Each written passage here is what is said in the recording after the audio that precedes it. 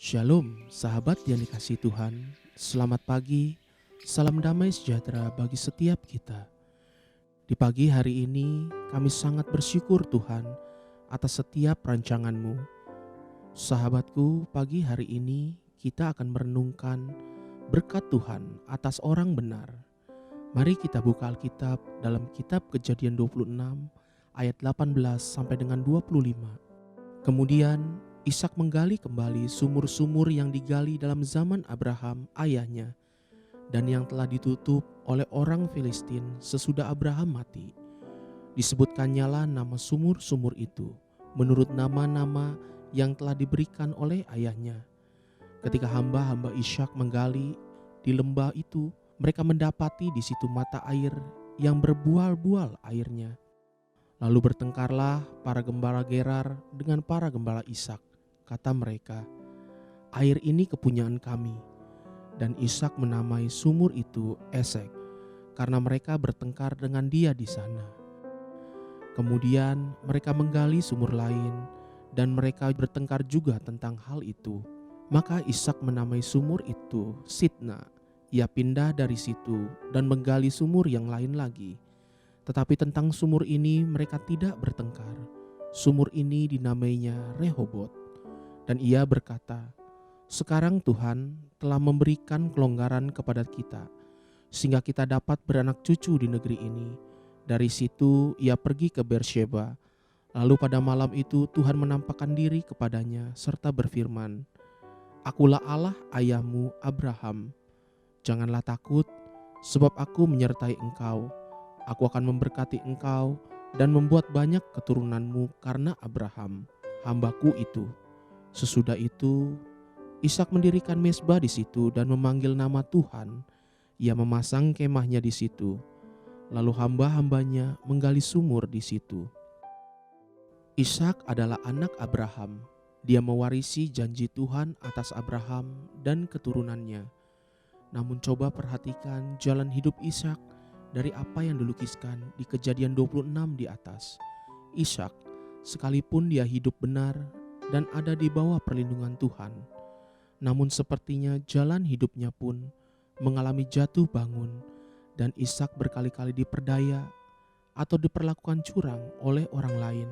Kalau sekiranya seperti orang yang berusaha hari-hari ini, Ishak itu berkali-kali ditipu oleh teman sekerjanya atau oleh rekan bisnisnya sendiri.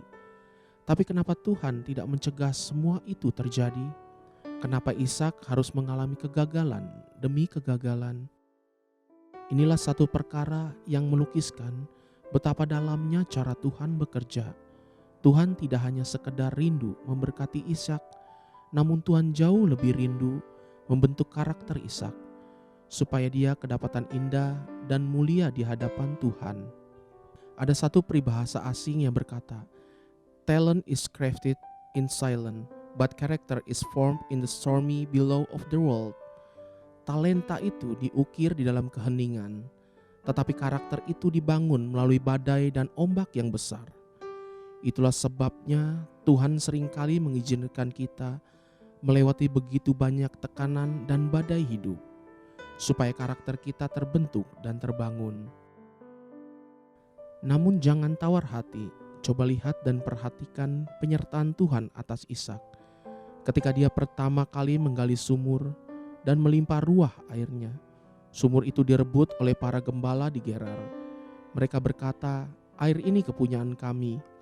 Kemudian Ishak memilih untuk mengalah, dan dia menamai sumur itu Esek, karena mereka bertengkar dengan dia di sana.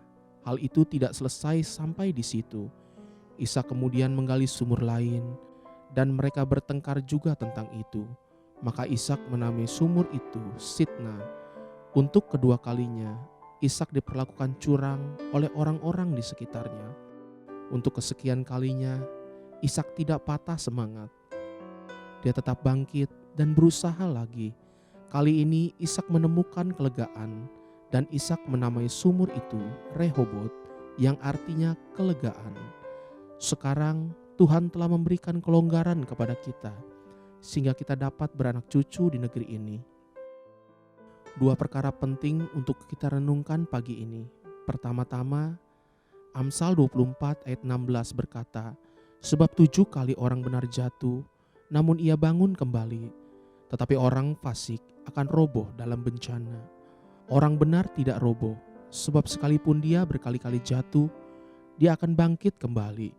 Orang benar tidak mudah menyerah, dia mengasihi diri sendiri.